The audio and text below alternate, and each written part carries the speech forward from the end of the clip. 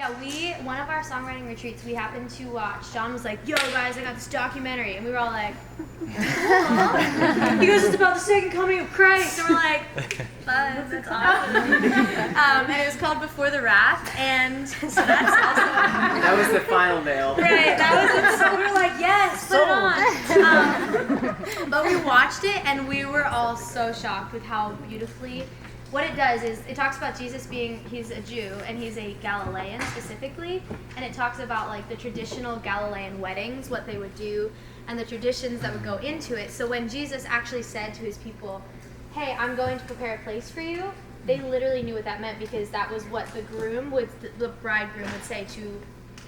Wait, the groom would say to the bridegroom. One of them. The husband would say to the wife, and he would say like.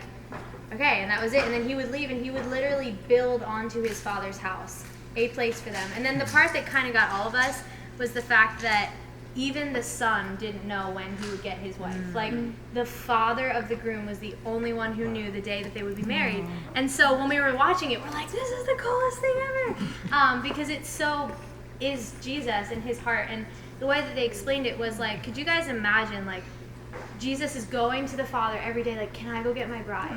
Please, can I go get my bride today? Can I go get my bride today?" And like, if you're like a romantic like me, that's really cool.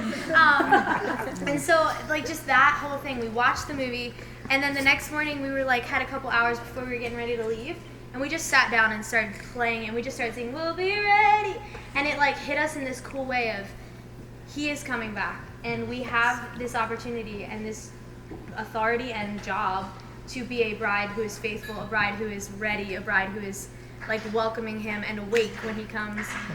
So that's kind of like the heart behind the song. And